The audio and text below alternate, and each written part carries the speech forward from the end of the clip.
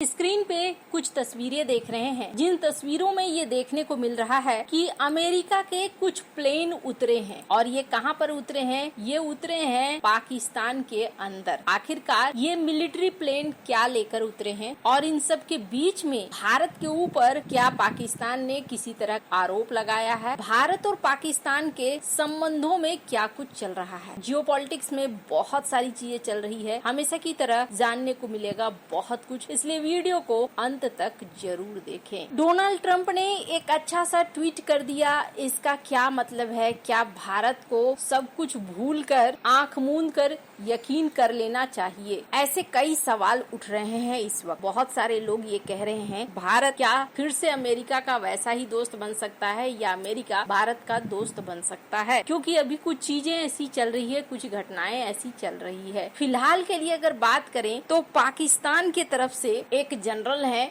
Screen पर एक article देख सकते हैं। उन्होंने कहा है कि इस बार अगर लड़ाई होती है ना तो स्कोर होगा 60-0 का। कौन है ये महाशय जो ये बातें कह रहे हैं? तो दरअसल ये शख्स हैं पाकिस्तान की सेना के air vice marshal Shahriar Khan. इन्होंने कराची में आयोजित एक समारोह के दौरान एक भाषण दिया। ये समारोह पाकिस्तान के डिफेंस एंड मोटर्स डे के उपलक्ष्य में हो रहा था। इस दिन पाकिस्तान क्या करता है? अपनी सैन्य उपलब्धियों को, अपने शहीदों को याद करता है और ऐसे में इसने भारत को चेतावनी दी कि अगले युद्ध में पाकिस्तान की जीत इतनी निर्णायक होगी कि स्कोर होगा 60-0 का। इस बार तो स्कोर रहा है 6-0 का, लेकिन अगली बार जो होगा ये 60-0 का होगा। अब 60-0 और 6-0 क्या है? इनके कहने का अर्थ ये है कि इन्होंने भारत के 6 फाइटर जेट गिराए हैं और अगली बार 60 गिराएंगे। हालांकि भारत ने इस बात को खारिज करते हुए पहले ही बता दिया है कि भारत ने पाकिस्तान के जेट भी गिराए और बेस को नुकसान भी पहुंचाया। अभी हाल ही में नॉर्दर्न कमांड ने एक वीडियो रिलीज किया है, स्क्रीन पर इस ट्वीट को देख सकते हैं। इस वीडियो में दिखलाया गया है कि किस तरीके से भारत ने पाकिस्तान के कई सारे एयर बेस को निशाना बनाया, एक के बाद एक, और इसके बाद सिचुएशन यहाँ तक पहुँच गई कि पाकिस्तान को सरेंडर करना पड़ा है। अब पाकिस्तान में ना ऐसी आदत है कि ये अपनी हार को कभी हार नहीं मानते हैं, पुराना इतिहास रहा है। लेकिन भारत ने यहाँ पर भी अपने पक्ष को साफ किया है। भारत की तरफ से जो ये वीडियो रिलीज किया गया, इस वीडियो में बहुत सारी बातें यूं ही साफ हो रही है। वैसे आपको बता दूं, हाल फिलहाल में भारत के जो CDS हैं, उन्होंने भी कई बातों को साफ किया था कि ऑपरेशन सिंदूर के दौरान क्या हुआ था और किस तरीके से जब भारत ने एक्शन लेना शुरू कर दिया तो फिर तितर बितर होना शुरू हो गया। नॉर्दर्न कमांड ने तो पूरा वीडियो ही जारी करके यहाँ पर सारी चीजें साफ साफ कर दी हैं। लेकिन सवाल ये उठता है कि क्या एक बार फिर से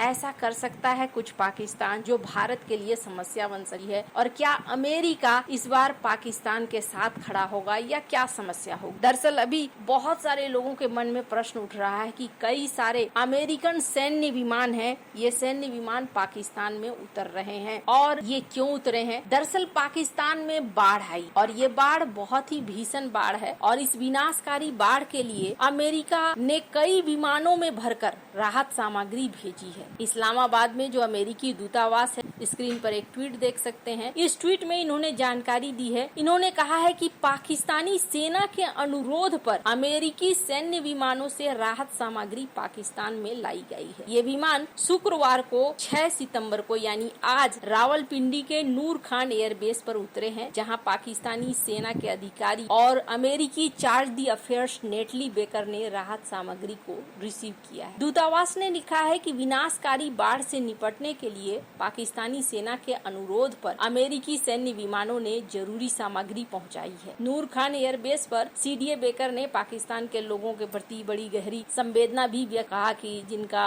घर उजड़ गया है, जिनके जीवन में प्रभाव पड़ा है, उनको लेकर संवेदना इन्होंने प्रकट की। कहा जा रहा है अमेरिकी सेना के सेंट्रल कमांड के तहत कुल 6 विमानों के जरिए राहत सामग्री पहुंचाई जा रही है। अब इस राहत सामग्री में क्या है? तंबू है, जल शोधन पंप है, जनरेटर है, कई चीजें हैं, ऐसा कहा जा रहा है। और कहा जा रहा है कि पाकिस्तानी सेना के जनसंपर्क विभाग के अनुसार पहली खेप को औपचारिक रूप से पाकिस्तानी सेना को सौंप दिया गया है। दरअसल पाकिस्तान में भारी मानसूनी बारिश के कारण पंजाब प्रांत पूरी तरीके से प्रभावित हुआ है। लाखों लोग बाढ़ से प्रभावित हैं, उनके घर पानी में डूब गए हैं, फसलें नष्ट हो गई हैं और बड़ी संख्या में लोग अस्थायी शिविरों में रहने के लिए मजबूर हो गए। सिंध सरकार ने अनुमान लगाया है कि बाढ़ का पानी पंजाब से सिंध में प्रवेश करने के कारण 16 लाख से अधिक लोग प्रभावित हो सकते हैं। अगर सिंध में और ज्यादा बाढ़ आती है तो स्थिति और गंभीर हो जाएगी, जिससे पाकिस्तान पर आर्थिक दबाव बढ़ सकता है। लेकिन मामला सिर्फ इतना ही नहीं है, अमेरिका कुछ ज्यादा ही रुचि ले रहा है। राहत कार्यों के साथ साथ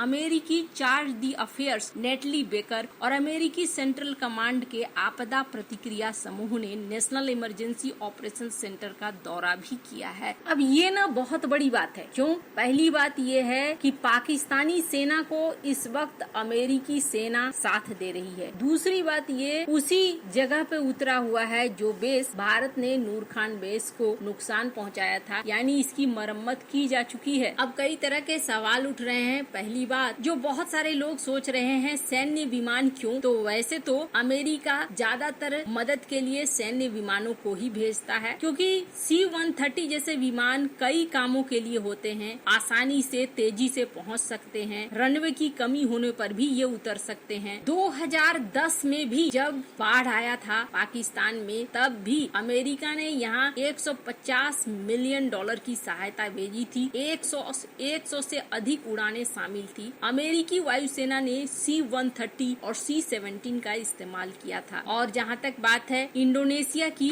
तो साल 2004 में इंडोनेशिया में भी जब भूकंप आया था तो इंडोनेशिया को 20 से अधिक विमानों में भोजन, पानी, चिकित्सा आपूर्ति की चीजें भेजी थी। वैसे आपको बता दूं, अभी पाकिस्तान ने भारत के ऊपर एक तबके ने आरोप लगाया था कि ये बाढ़ भारत के कारण है, लेकिन साफ किया गया कि नहीं, ये बाढ़ भारत के कारण नहीं है। भारत भी इस बाढ़ से प्रभावित है। भारत के पंजाब इलाके में भी इस बाढ़ ने काफी हानि मचाई है। पर हाँ, पाकिस्तान और अमेरिका के सहयोग थोड़े ज्यादा मजबूत हो रहे हैं। क्यों हो रहे हैं? तो इसका रणनीतिक कारण बताया जा रहा है कि ईरान भी एक बड़ा कारण है, जिसकी वजह से अमेरिका पाकिस्तान के ऊपर ज्यादा ध्यान दे रहा है। वैसे जियोपॉलिटिक्स में कुछ भी कहना बहुत मुश्किल होता है। आने वाला भविष्य तय करता है कि क्या होगा और क्या नहीं होगा। पर सबसे बड़ी बात यह है कि अगर आप खुद में मजबूत हैं, तो फिर दुनिया की कोई भी ताकत आपके लिए समस्याएं खड़ी नहीं कर सकती है। वैसे आपको क्या लगता है इन सब मामले में? आप क्या राय है कमेंट कर जरूर बताएं। जल्द मिलते हैं अगले वीडियो में नई खबर के साथ।